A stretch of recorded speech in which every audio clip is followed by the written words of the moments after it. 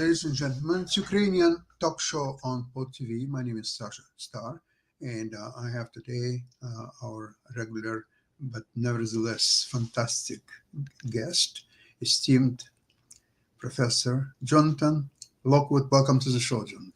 Well, thank you, Sasha. I'm glad to be here as always. As always, glad to have you.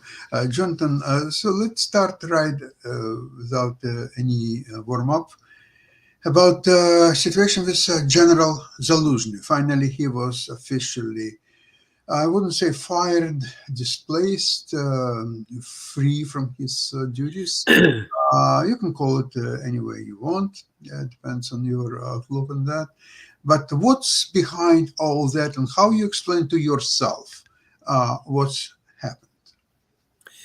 The way I would explain the closest analogy that I can draw between the current situation with Zelensky and Zaluzhny is the closest analogy that I would draw would be the one that was between President Truman and General MacArthur during the Korean War. As you know, General MacArthur, after his successful invasion at Incheon, which drove back the North Koreans and sent them retreating in disarray up the peninsula, and MacArthur and the UN forces were just charging up the peninsula, and they took the capital of Pyongyang, and they were approaching. Then when they started approaching the border of China, People's Republic of China, the Chinese got really energized, and things were getting really dicey there. But MacArthur did not.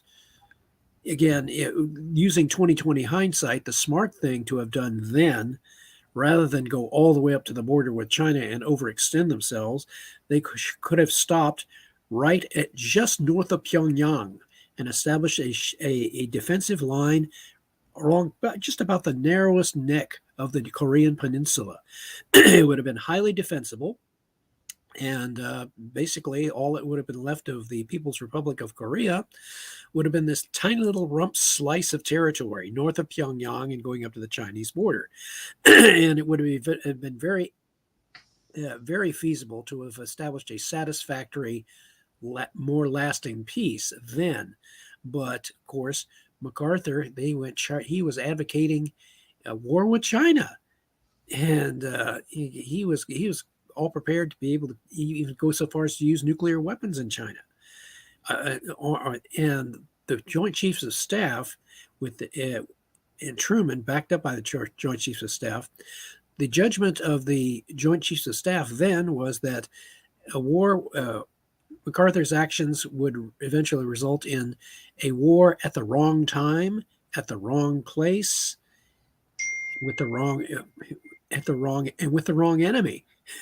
So President Truman, even though MacArthur was a very popular figure in the American public, he was very popular because of his accomplishments during the Second World War in the Pacific. I shall return. He's famous for saying, "I shall return," and he did. Okay, and see, obviously under much better conditions in the Philippines than when he had to leave. But even though MacArthur was a highly popular figure who entertained presidential ambitions of his own, according to his biographers, Truman made a very sound and courageous decision. He fired MacArthur for his essentially trying to usurp the role of the president in making policy and in waging war, and because the president is the commander in chief, not MacArthur, and so that is in this, that is not an exact duplicate of the situation that we currently have with, obviously, it's not near the Ukraine situation with Ukraine, Zelensky and Zaluzhny is not nearly as serious nor as potentially crippling to the Ukrainian war effort. Zaluzhny, from my perspective, Zelensky and Zaluzhny had honest disagreements over how to prosecute the war and what priority should there be. And so Zelensky obviously believes that while Ukraine is waiting to fully assimilate the sources of military and economic aid that it is receiving from various sources, that the prudent thing to do is to look for an objective for Ukraine which could conceivably achieve victory for it, a reasonable victory during 2024. In this case, it would be arguably breaking the link between Russia and Crimea. And Zelensky has more defensive objectives, as I understand it, designed to preserve the Ukrainian armed forces, which is also a logical and reasonable objective. It is a means of is a difference in opinion regarding the means to achieve victory, not a disagreement necessarily over the political goal itself. However, from my perspective, Zelensky thought it more expedient or more useful to the Ukrainian war effort to sort of ease Zelensky out so that the Ukrainian effort, there would be fewer obstacles and less disagreement among the Ukrainian leadership itself over how to prosecute the war and how to achieve meaningful political victory. That is my perspective. It is not as serious. It is not as serious as it would seem on the surface. Okay, I agree with you, Jonathan. I would like to add, from my perspective, is that Zelensky was conducting a military strategy of Ukraine for almost all 2023. And his strategy was based on, after they were successful at the end of 22 to free Kherson and Kharkiv. And if that would continue, even during the winter or right after the winter, there could be substantial gains in order to evict Russians from Ukrainian territory. But his strategy was based on continuous supply of weapons from the West on time, as many weapons as was promised, and that he was built his plans. His plan was built on that assumption. He erred in effect on the side of optimism. He thought he was going to have more means to conduct his strategy than he actually got. So, if comparing the two strategies, Zelensky was simply saying, "Well, look, we're not getting the means that we need to achieve victory immediately. We have to take," and he's basically negotiating with all kinds of national partners in NATO and so forth. But it was later this year. It was later. Yes. Later year. Yes. Also, the fact is that there were several Ramstein meetings, and Zelensky participated in some, and Zelensky as well. And Ukraine was assured of certain weapons being supplied. And number one, they were supplied, but not on time. Even if they were supplied, not all of it, what was promised, was supplied. So Zelensky could not, in his interview with The Economist, showed exactly, and he explained, okay, you want to achieve certain success in either defense or attacking the enemy. If you will give me that much, I will progress that much. If you will give me that much, I will progress that much. So now, much more, I would say, realistic, without finding other words, his outlook on the continuation of war very changed a lot since first quarter of 2023. Now, on Zelensky's part, of course, it was Zelensky's responsibility to assure that the Western help would continue. However, Zelensky didn't have all the cards, because what's happened in US with the Congress and Senate and all that stuff, Zelensky is not in control of that. He could have foreseen that, and therefore maybe change somewhat his approach, his strategy, his trips to say should have been better managed, I would say. However, in the practical terms, obviously the plan that Zelensky made up in, say, the beginning of 2023 is not feasible today under the circumstances. So there has to be another plan. And I don't think that the other plan is Zelensky's plan. I don't think that Zelensky has any plan. Zelensky is a politician, or he's trying to be a politician. Yeah. So he has nothing to do with the real war plans or anything. So Zelensky found a convenient opportunity to blame somebody of what's happened during the 2023. He could blame just as well the US, the Pentagon. The Pentagon admittedly said just recently that they cannot even maintain the weapons that they already supplied to Ukraine. And why? Pentagon has no money. Very important message to US friends in China, Russia, in Iran, and so on. Very, very good message. The Pentagon has no money. Where is the almost $1 trillion budget to Pentagon? What's happened with all that? Where is the $1 trillion? It's the Pentagon credit card. It's Yeah, the Pentagon is maxing. He says we've maxed out our credit card. Sorry. Yeah. Yeah, give me another one. So, well, they have to argue to Congress that $1 trillion is not enough. They need $1.5 trillion, maybe $2 trillion, maybe 2.5. So they have to get this run by Congress and get more money. That's all. Of course, now, mind you, in the era before the tying of everything to the U.S. dollar and into fiat currency, essentially, the faith and credit of the U.S. government. Before, in World War II and other wars, the way to you raise taxes. You raise taxes on it. You gain. That was the traditional way of getting more revenue.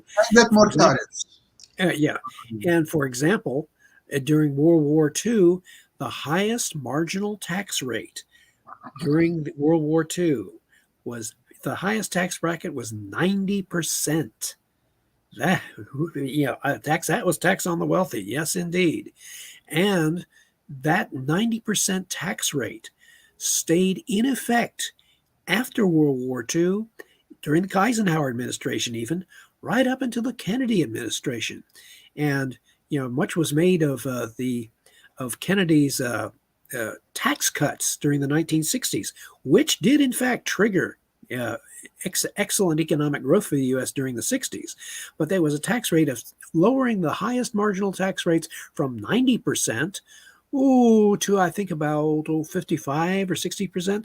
Now, they say, well, that's still 55%, but that was back then. That's a significant reduction in relative terms.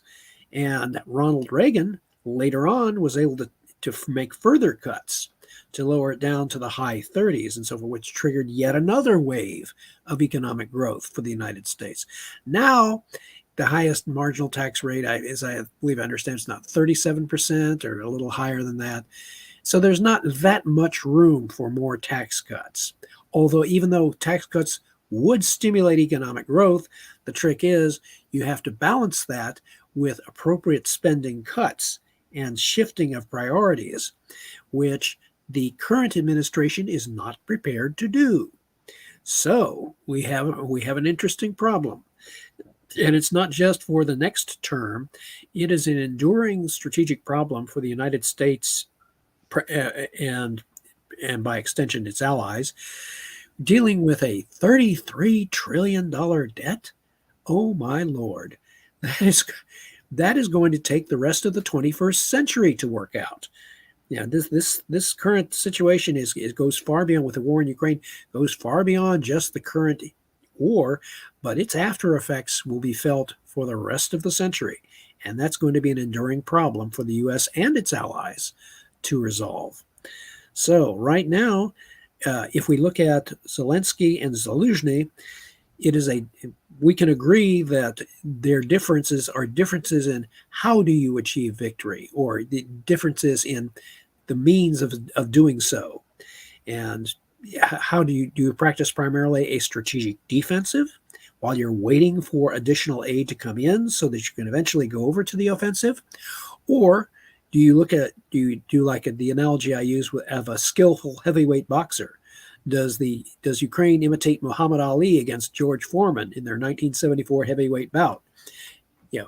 Muhammad Ali is leaning up against the ropes, allowing his opponent to flail away at him. And then in round 6, he comes off the ropes and flattens George Foreman with a wonderful counterpunch. Yeah. That is the analogy that I would use with Ukraine versus Russia. Russia is flailing away at Ukraine with everything it has, and yet the Ukraine is successfully, I would argue, exhausting Russia's forces, exhausting Russia's resources at a faster rate, and therefore the opportunity is emerging within the next few months, I would argue, for Ukraine to throw that decisive counterpunch that inflicts a significant operational defeat on Russia. And that, I would say, the most likely candidate for that operational defeat is severing the link between Russia and Crimea, retaking the Crimea, and then repositioning its forces and its reserves so that any future Russian offensive in eastern Ukraine would be totally stymied. But yet there would exist, and they eventually, I would also project that Ukraine will gain the means to establish air superiority over eastern Ukraine and over western Russia, so to speak. And we couple that with the massive increase in the production of drones. It is absolutely magnificent. This is a very clever innovation that the Ukrainians have developed by necessity. And they're unleashing this army of flying robots. An army of flying robots to so what, the media reports, oh, the Russians shot down drones. Big deal. They didn't kill anybody. All they're doing is destroying robots. And for Ukraine, it's a win-win. Okay, just send more robots, fly more robots, have Ukrainian teenagers piloting all these drones. To them, it's a big game. It's a fun game. You see, Jonathan, I think that Zaluzhny was planning probably everything according to what you just proposed. And I think he became sort of an outsider to Zelensky's inner cycle, which includes people like, of course, Yermak, who is probably more influential of what's happening than Zelensky himself, and several other people. And Zaluzhny was not so-called a team player. I'm not sure that he needs to be a team player as a commander of the armed forces of Ukraine. I really don't believe that he has to. But Zelensky likes his comfort that he's getting from, first of all, Yermak and several other people. And Zelensky was looked as kind of a rogue element, maybe. It's very difficult to read Zelensky's mind. I think his mind is formulated by Yermak and others, and it seems to me that they're now actively seeking a peace with Russia, and Zaluzhny, in that respect, is not a great asset to achieve peace with Russia. Actually, he could be an obstacle in order to do that, because if he's planning certain operations, there are some other things. For example, if you take the defense of Bakhmut, Zaluzhny was against that because the losses of Ukrainian armed forces were very substantial. And what was achieved, what is the result of it? That you still keep this little useless piece of land when there are no inhabitants anymore, and there is nothing. But very dubious strategic advantage to have it. Okay, it would annoy. That's where you can draw. That's where you can draw parallels with the Battle of Verdun in World War One, when the Germans were planning to use Verdun, the siege of Verdun, to bleed the French white. And as it turned out, the Germans bled themselves just as much as they bled the French. So really was kind of a draw. Yeah. But again, because Russia has a lot of more resources than Ukraine, so if both sides are bleeding about equally during the several months, this is to the Russian advantage rather than Ukrainian. Well, if you want to use a chess analogy, Sasha, basically the Russians are exchanging down.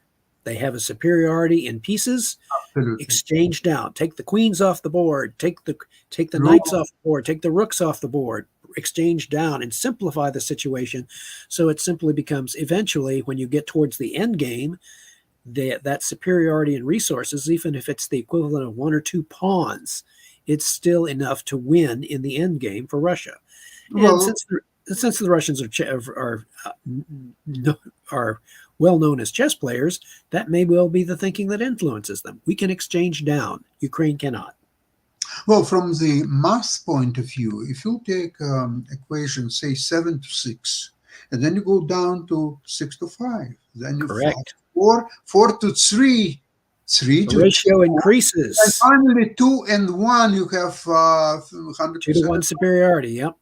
Absolutely. So each exchange, like in Bakhmut, obviously benefits Russia. Now, if you don't support what you just said before, the plan to separate Crimea from other parts of Russian army, if you don't do that, then you have to just keep the present position. It's becoming a purely positional war. And that again benefits Russia much more than Ukraine. Because if that position will stay for a long time, Right. And that's Ukraine, that is why I suggest that Ukraine still holds its destiny in its own hands, provided they are able to find and execute a proper asymmetrical response, the way a good chess player would do in looking for an asymmetrical weakness in his opponent's position. And if they do this and they succeed in inflicting a visible and substantial operational defeat, that's what counts, because that will further shore up Ukraine's political support among its allies. It will weaken Russia's position for negotiating a peace on its terms, because we said, any peace that in any visible way rewards Russia for having executed an aggressive war against Ukraine, not a peace treaty. It's not even an armistice. It's a treaty of appeasement. yeah. And I'll Peace tell at, you, almost peace at any price. it's very interesting that so far Ukrainians are absolutely mum about this interview of Putin to Tucker Carlson. Yes. Mm-hmm. Putin said that he asked him why Russia attacked Ukraine, invaded Ukraine. He said, absolutely no, it's Ukraine and NATO invaded Russia. And we are trying to defend ourselves. We are trying to. So he's coming from the point of view that all the Crimea and all these 4 territories that he just snatched right now, and maybe even farther on, maybe Kiev and all the rest of the Ukraine, it used to be a Russian territory, whether it's a Tsarist Russia or Soviet Union, or the Warsaw Pact or whatever. Absolutely, it's a Russian territory. And we are prepared to defend it, and we sacrifice our people. Okay, he didn't say it in interview. I can add that this is justifying his point of view, why already 330,000 Russians were killed in Ukraine. It's an enormous number. And now this lie of Putin has not been refuted by Ukrainian public media, neither online or offline. Nowhere I found some kind of at least critic of that preposterous lie. Actually, that's all what there is. And speaking about Carlson, I think that he's obviously he's pleasing an audience of one, which is Donald Trump, and he's trying to set up the axis, the New York in Trump at power, Hungary with Viktor Orban, and Russia with Putin at the helm, especially when he will pick up his victory in March of so-called election. So this is a little bit deeper than just an interview of Carlson with Putin, in my opinion. So we'll see how it will play. Yeah, it's an open question, and I would say it will be very interesting to see whether Ukraine is able to upset the apple cart, shall we say, by inflicting a surprise counteroffensive, because Ukraine's military and political leadership are very wisely keeping their own counsel as far as to what their immediate their actions, potential future actions within the next 2 or 3 months are going to be, let alone further down the line. But we can get a sense of it, but I still contend that we do not know the thinking of all of the actors involved. We can make some fairly intelligent guesses.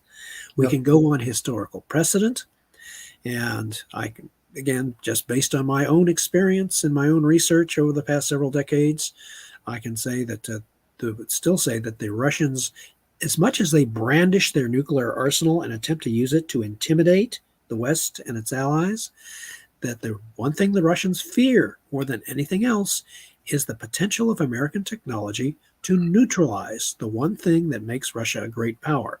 Remember what Boris Yeltsin said back in 1994 in a speech to the Russian Duma. He said, and I quote, "The only reason Russia is considered a great power is because its armed forces have nuclear weapons." Very forthright. And 100%. and it tells you all you need to know, really. So the real key long term, operation in the short term, yes, we can supply ballistic missile defense weapons to shore up Ukraine's defenses, and by extension those of NATO, to operational level missile delivered weapons. But the way to complete it and to assure strategic stability for NATO, and really by extension the world for the rest of the 21st century, is to emphasize and fully develop the potential of a global ballistic missile defense system. You shore it up at the operational level. And by the way, the use of drones, the growing use of drones in current operational warfare, that is going to be a very significant development in favor of the defense. We are seeing how that can be used, both in counterpunching an opponent as well as wearing down an opponent's offensive capabilities. And the Ukrainians are steadily doing that. I'm looking at reports from all over sources. And if you look at each of those reports in isolation, okay, you say, well, that's interesting. But if you take them in collectively, you can see that there is a growing trend in favor of Ukraine. Contrary to what a number of Western analysts are saying, the potential is there for Ukraine to set up its Russian opponent for a decisive counterstroke. Okay, Jonathan, I agree with you, and I have just another thought that, okay, if there is a strategic stalemate on the front lines, and therefore neither side really wants to go for the offensive, especially it's still winter in Ukraine, and second, nobody has a really advantage as to capitalize on it one way or another. So at the same time, both sides are not making a peace, some kind of peace, or at least stop the... Not even a ceasefire, for heaven's sake. Not even a ceasefire, nothing. So it seems to me that maybe both sides are waiting for the U.S. election in November. So it could well be. It could well be. So it's Trump will lose, and vice versa. I would not. By the way, on YouTube, there is a wonderful YouTube video. It's a compilation of media experts prior to the 2016 presidential election, basically entitled "Trump Can't Win." And a whole host of media experts and personalities were all talking about there was no way that Donald Trump could possibly be the Republican nominee, let alone win the 2016 presidential election. And it's funny when you look at how ridiculous they all looked in retrospect when Trump comes out of nowhere and wins. And now you would think they would have learned their lesson.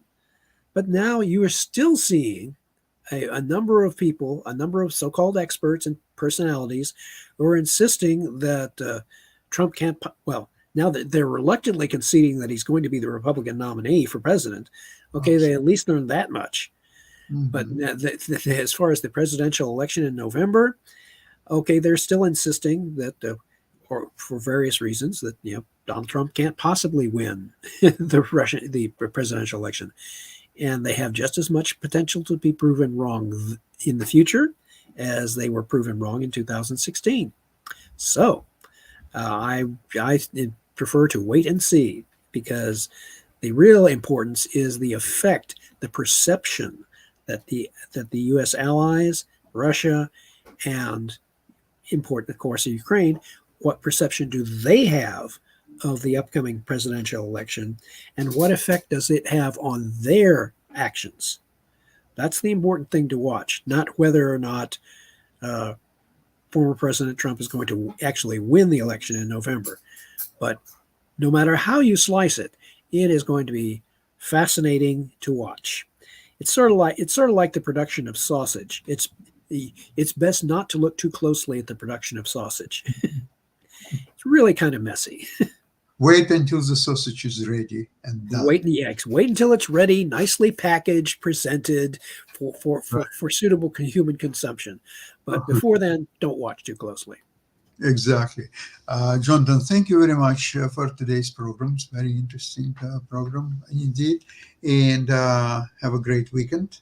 And You do we'll the see same. you same place, same time on Tuesday. Thank you very Excellent. much. Bye-bye, Thank you. everybody.